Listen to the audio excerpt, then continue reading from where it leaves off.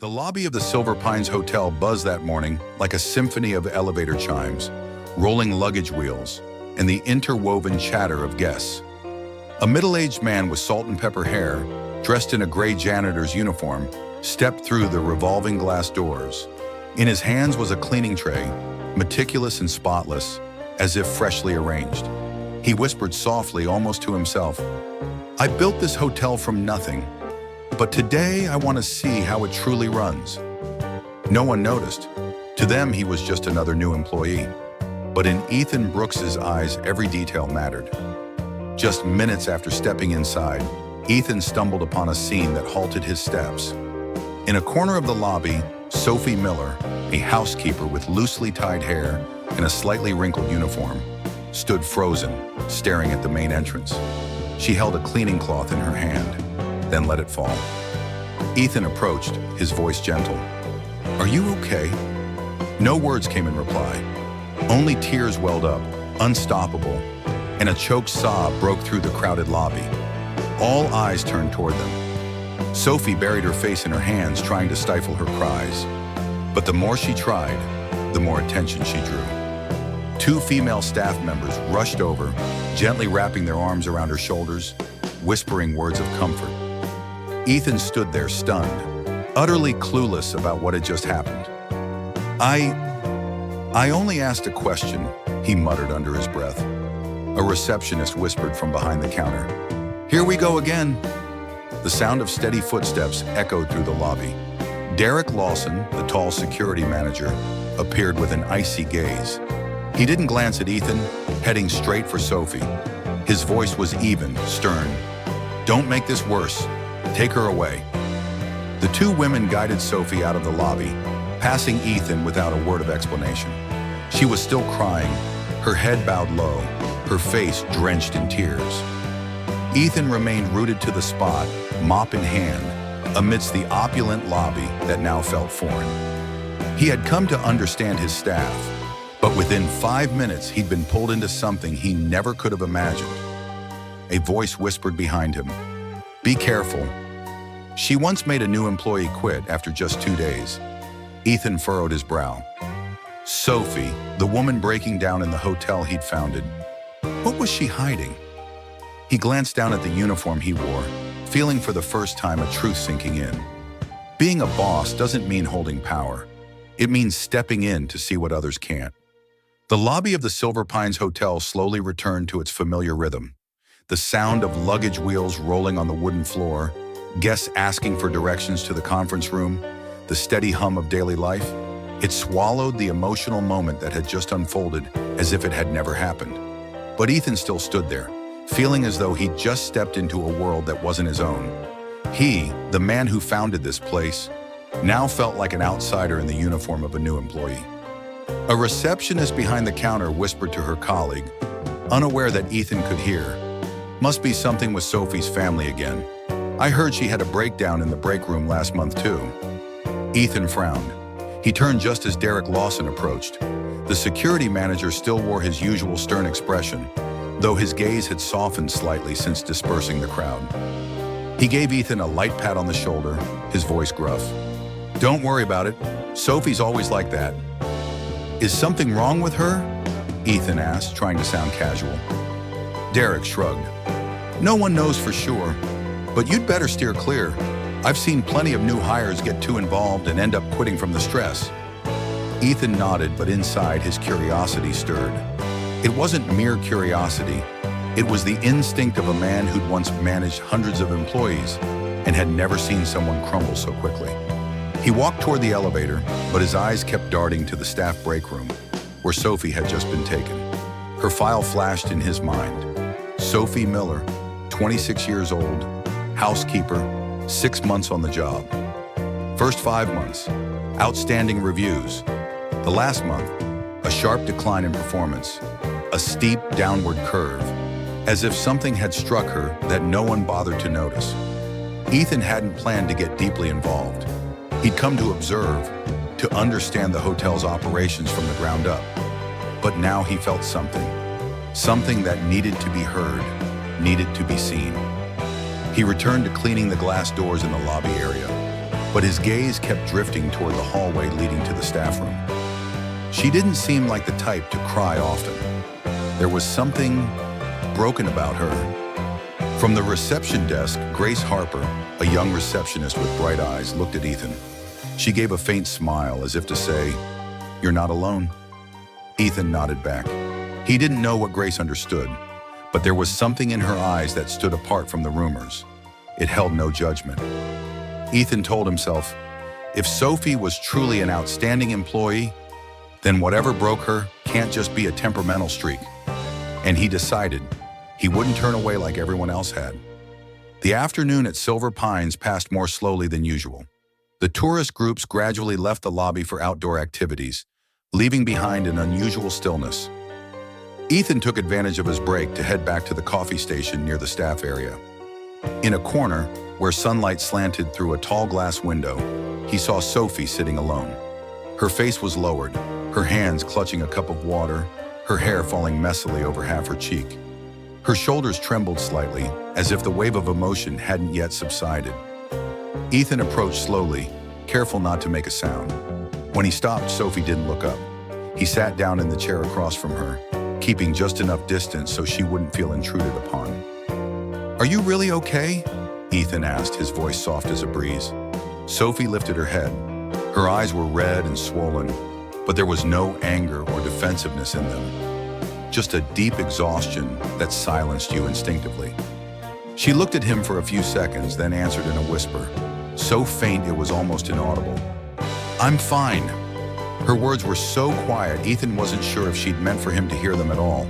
But what caught his attention wasn't her reply. It was the way she gripped the cleaning cloth in her hand, as if it were the only thing anchoring her to the present. He nodded, not pressing further. He just sat there. "You don't have to say anything if you're not ready," Ethan said. "I just want to make sure you're not alone." Sophie pressed her lips together, her gaze flickering with a hint of hesitation. She didn't look at him, only turned her face toward the glass window, where streaks of sunlight spilled across the floor like shattered water. "I used to love this place," she said suddenly, her voice hoarse and raw. Ethan stayed silent, waiting. Sophie lowered her head.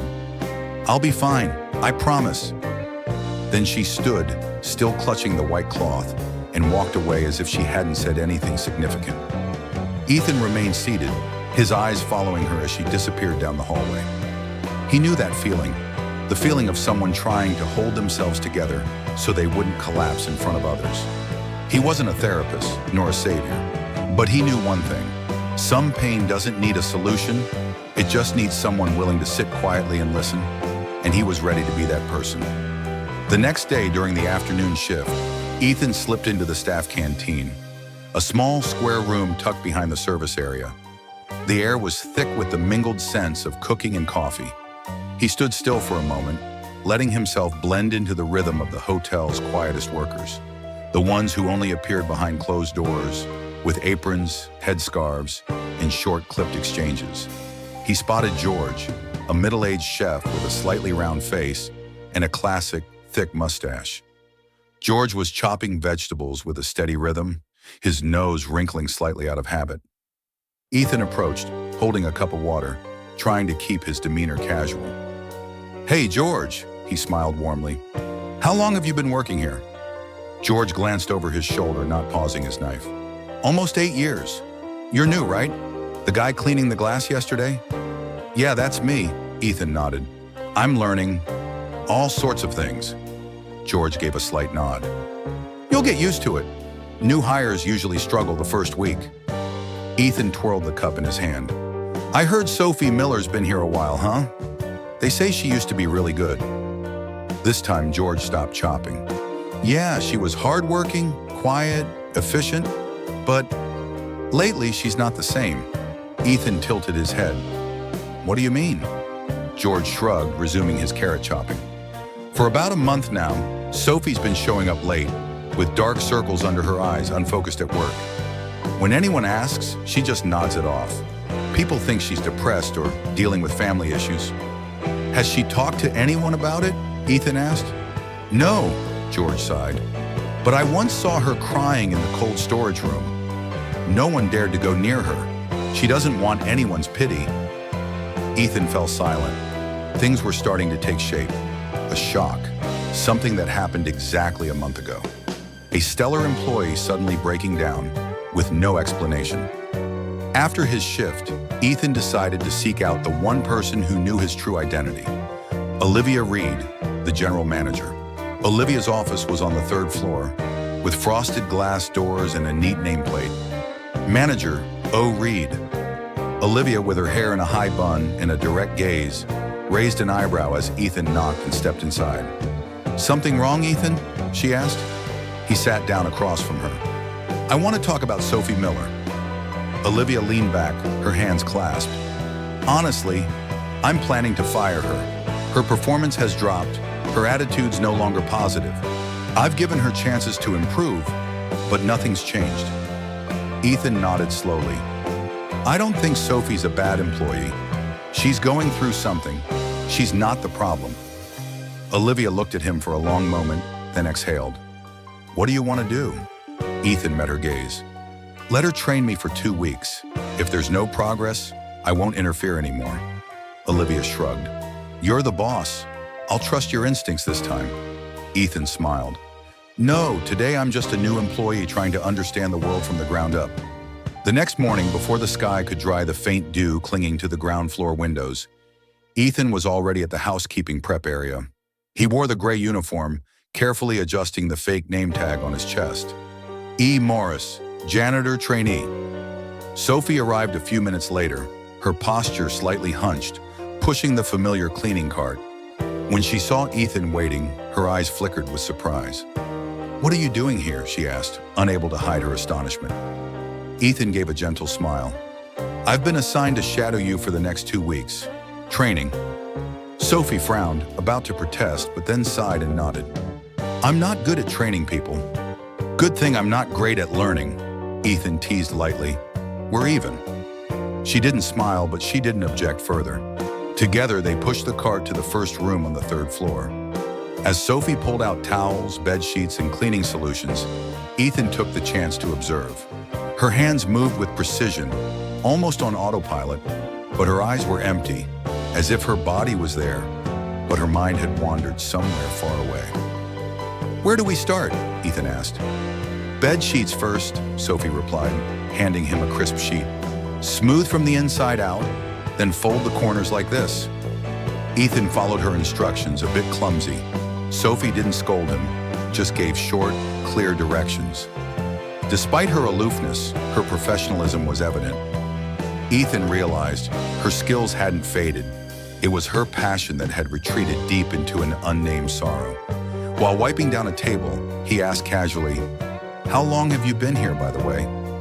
"Almost 7 months," Sophie answered, her eyes not leaving the mirror she was cleaning. "I heard you were once awarded the highest performance in the team?" She paused for a beat, then nodded. "That was before." No more words, no explanation, no sign of opening up. But Ethan understood. The word "before" rang heavy, like a tolling bell. Before what? Before who? What loss? He didn't push. He just nodded, as if acknowledging that everyone has a before they can't touch. After they finished 3 rooms, Sophie turned to him and said, "You're doing pretty well, not like most newbies." "Thanks to a good teacher," Ethan replied. For the first time in days, Sophie gave a faint smile, thin as mist, but real. Ethan arrived early.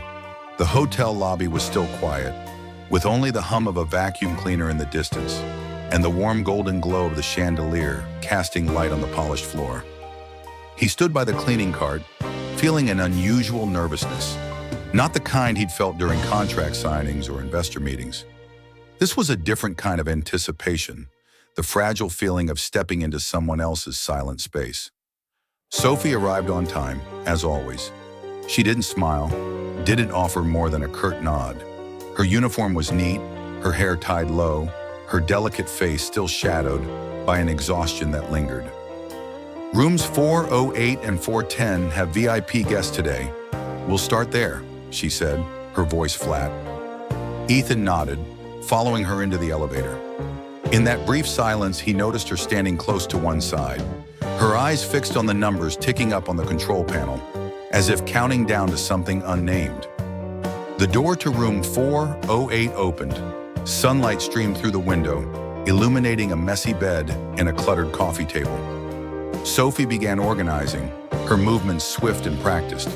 She showed him how to collect trash properly, sort towels, and check if the mini shampoo bottles were full or empty. Ethan followed, slower but careful. Pillows need to be aligned parallel, otherwise guests will complain, she said softly, adjusting the pillow he placed askew. He gave a light chuckle.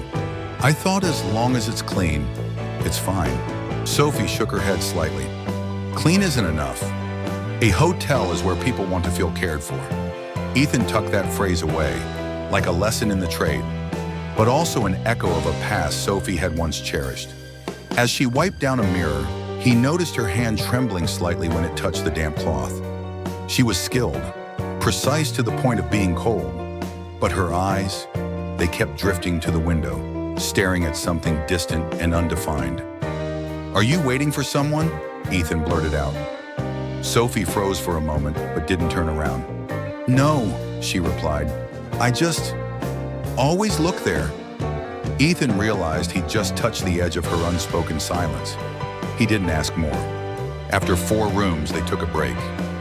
Ethan opened a can of soda and handed another to her. Sophie took it, murmuring a thank you. They sat side by side in the quiet hallway, with only the steady hum of the air conditioning breaking the silence. Did you ever think you'd do this job long term? Ethan asked. Sophie gave a faint, bitter smile, her gaze still far away. I used to think, if I did well, I'd have a chance to move up. But sometimes, things take a turn you can't control. Ethan looked at her, saying nothing. But in his heart, her story was starting to take shape. A woman who once believed in something, then lost that belief in a single turn of fate.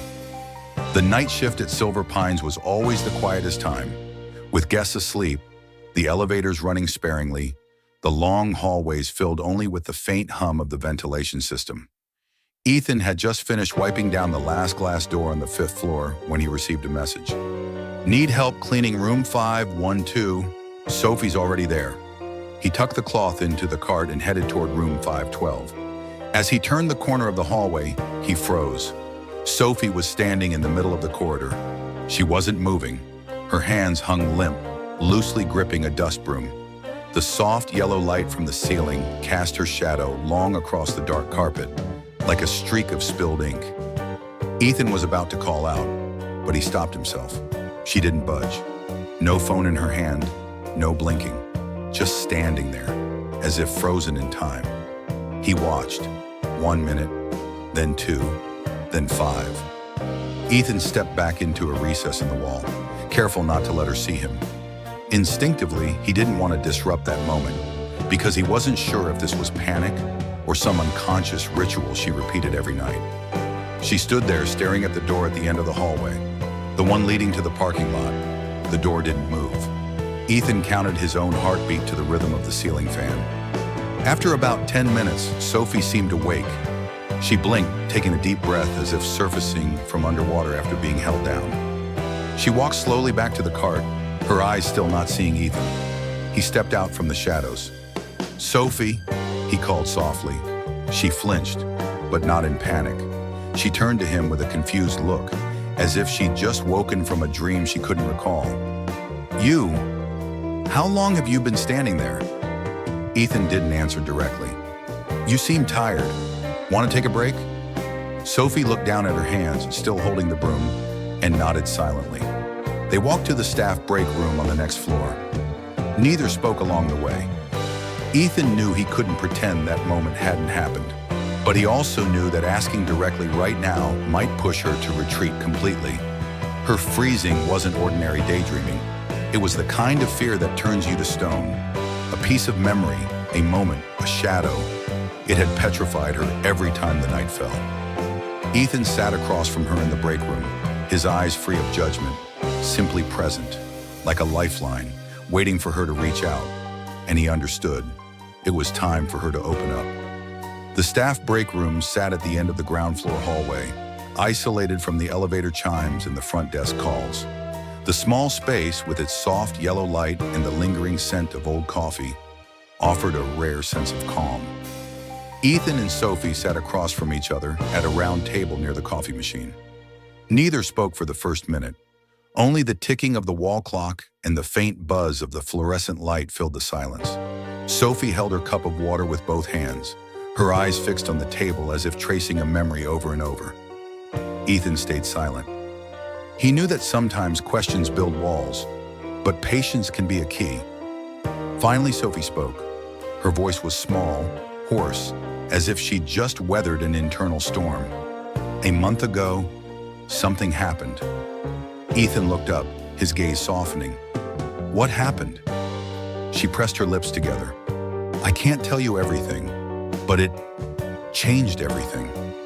Her hands tightened around the cup, her knuckles whitening. Ethan nodded gently. I understand that feeling. But then, she paused, taking a deep breath. I couldn't see the hotel the same way anymore. Everything faded, like I'm living in a copy of myself. A tear fell onto the wooden table. Ethan handed her a tissue, saying nothing. Someone I cared about. They're not here anymore, she said, her voice breaking. And I'm stuck between having to work, pretending I'm okay, and the truth that I'm not okay at all. He sat in silence, his eyes meeting hers. Not with pity, but with understanding. I'm sorry, Sophie said after a pause, trying to wipe her eyes. I shouldn't drag you into my personal stuff. Ethan shook his head. You're not dragging me into anything. I came here to learn how the hotel runs. But I'm learning something more important. Sophie looked up, her eyes still glistening. That a hotel doesn't just run on procedures, it runs on people.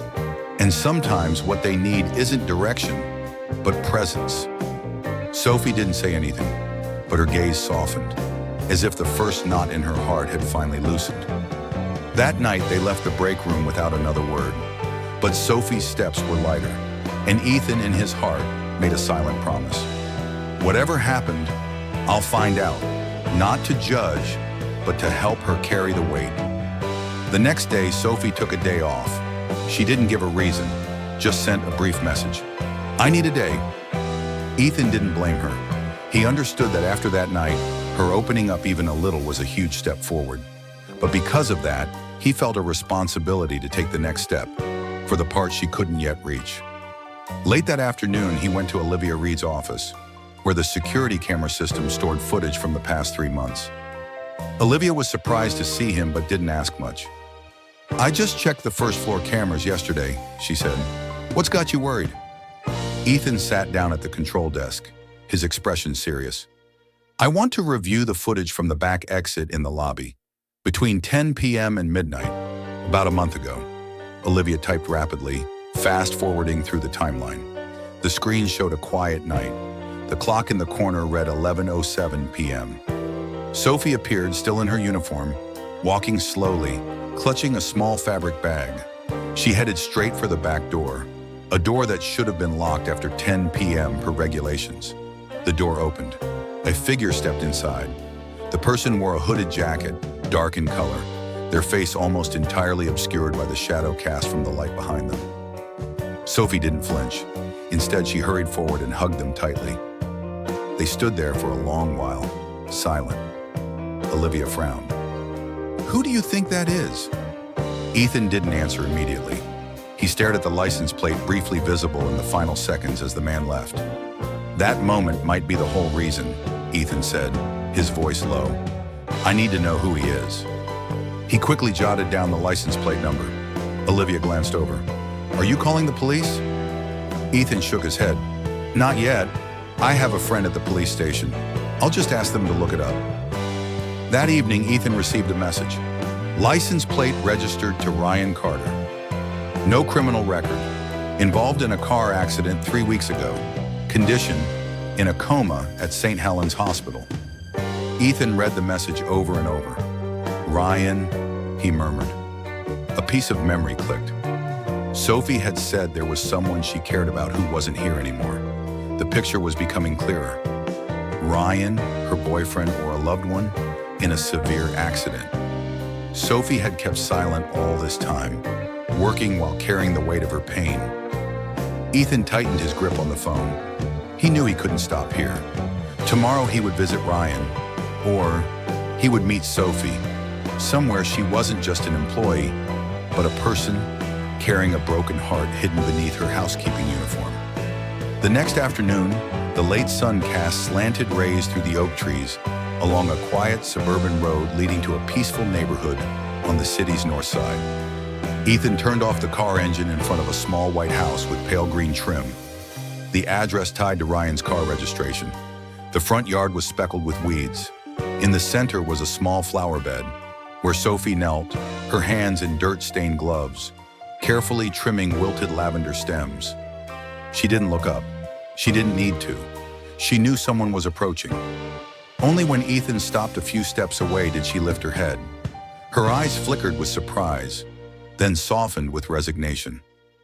"You shouldn't be here," Sophie said, her voice weary. "I needed to see you, not as an employee." She frowned. "What are you talking about?" Ethan took a deep breath. "I'm Ethan Brooks, the owner of the Silver Pines Hotel." The air seemed to thicken. Sophie stood abruptly, her eyes wide with confusion, her hands still caked with dirt. You're joking, right?" "Number, I'm not here to judge. I just want to help." Sophie clenched her hands, but she didn't run. She looked straight at Ethan, for the first time without her guard up.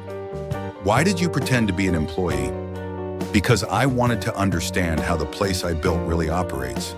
And I did, by meeting you." A long silence stretched between them. Then Sophie sighed, pulling off her gloves and wiping the sweat from her forehead. "Come inside, but I can't promise I'll tell you everything." The house was simple, tidy, but devoid of laughter. On the living room table sat a stack of hospital documents. Ethan recognized the forms from St. Helens Hospital immediately.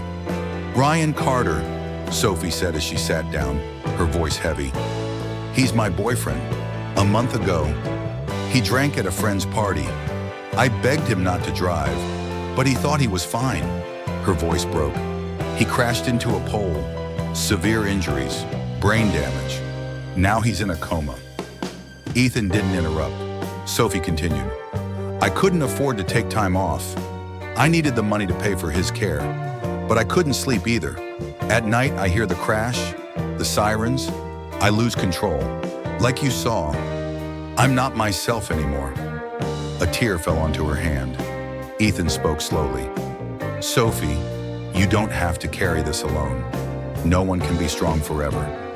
She stayed silent, but this time she didn't look away. "Tomorrow I'll cover Ryan's hospital bills," Ethan said firmly. "And I want you to take a few days off, to recover. Not because I pity you, because you deserve it." Sophie looked at him, her eyes still red, but for the first time, they weren't filled with fear, only genuine gratitude.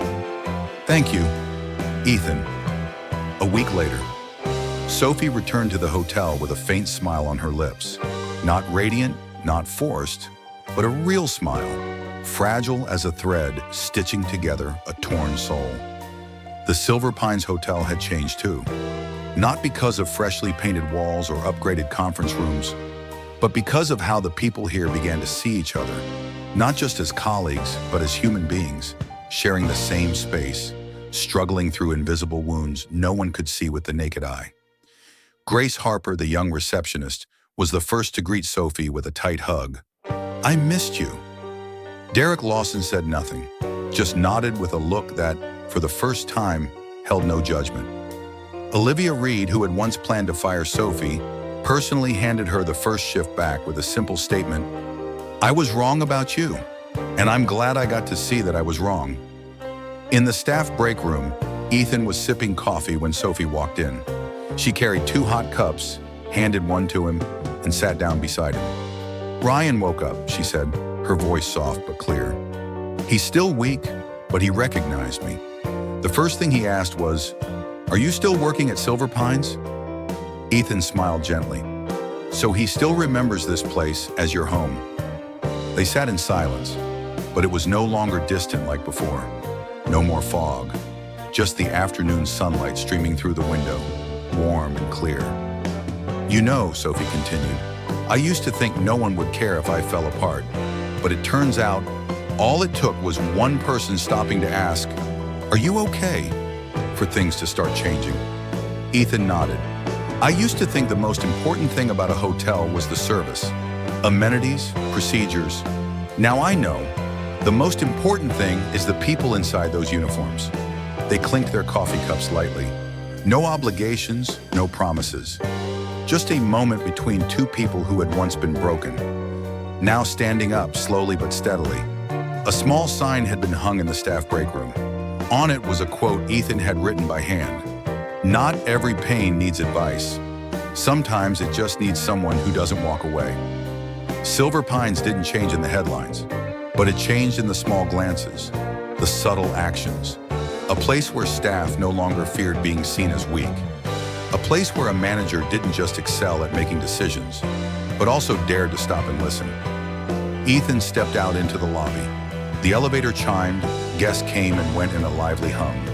He looked around, not with the eyes of a boss, but with the eyes of a man who had just been taught how to be human again.